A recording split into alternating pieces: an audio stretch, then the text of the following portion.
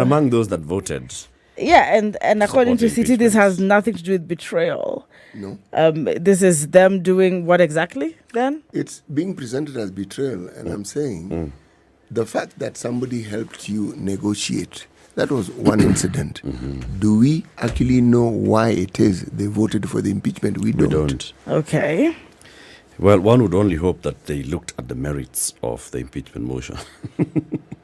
One would only hope that what was presented by MP Mutuse in the impeachment motion is what they considered. And they looked at it and they said, yeah, there are grounds to impeach this man.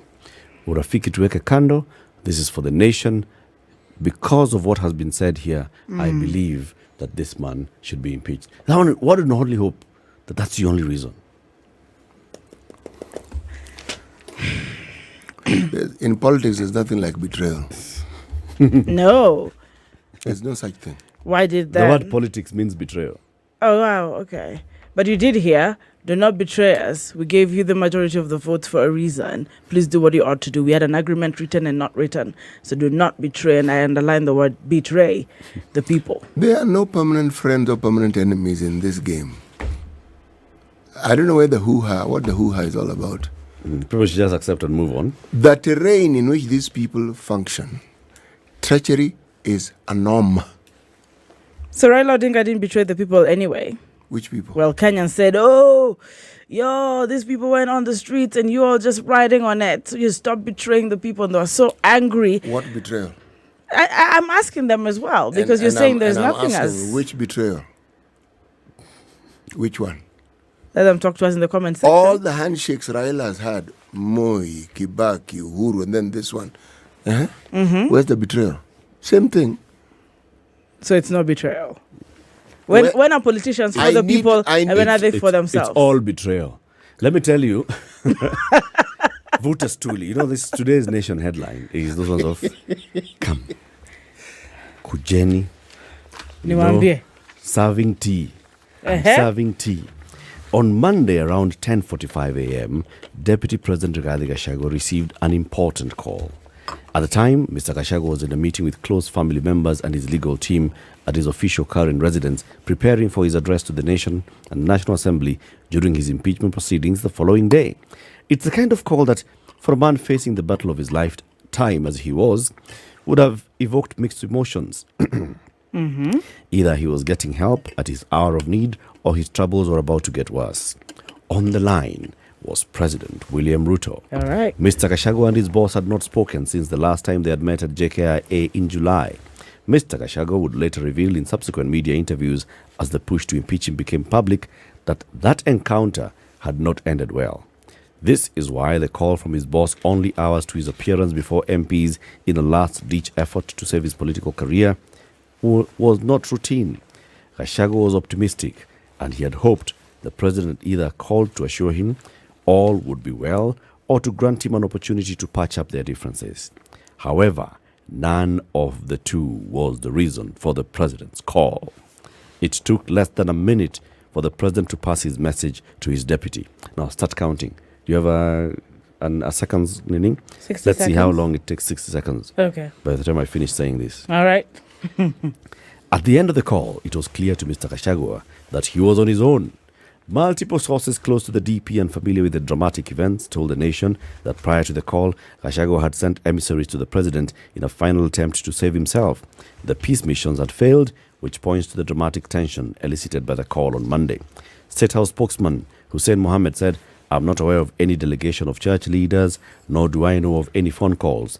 The president has no role in the ongoing issues, as the Constitution has clearly assigned those responsibilities to branches of government other than the executive."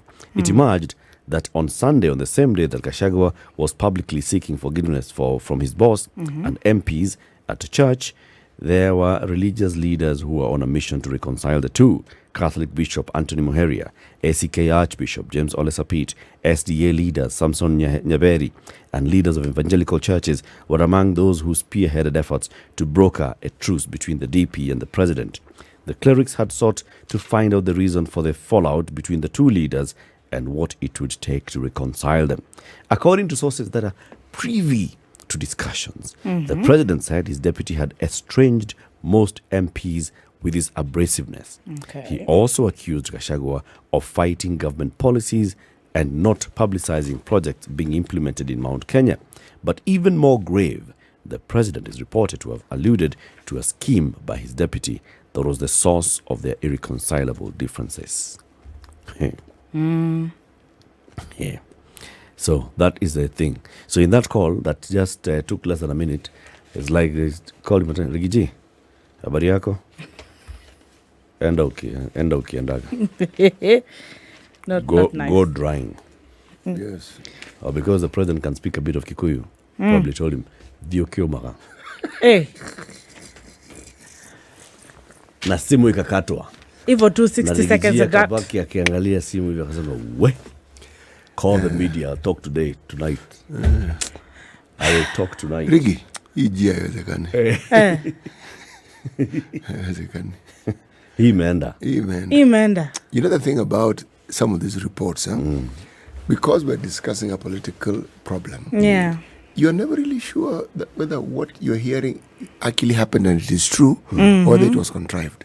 Because I was chatting with some fellows yesterday and someone mentioned something that I hadn't considered. He said, remember there was this big push to stem corruption. There was this big push. Right. And the people who were pushing that agenda mostly were the US, okay?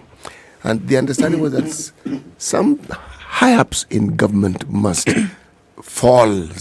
Somebody who is associated with corruption must have it must be seen that the rule of law is working. So, yes, Minister of Agriculture, the issue of the fertilizer or the non-fertilizer or the rocks or the stone or donkey, whatever it is. The nets. Yes, exactly. Medical. Nets, medical, what have you. And now we have this one. Because remember, the issue of everything was not working badly, okay? Those in government were pilfering quietly and just going about their business quietly.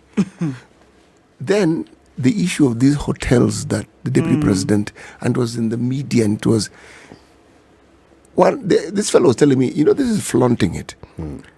It is very possible. Again, this is the realm of politics that he was told, Chief, what your deputy is doing is wrong. Sort it out. Sort it out. Sort this thing out, man. We can't have a situation where this is happening. That in the space of 2 years, you've made 5.2 billion. No. Sorry.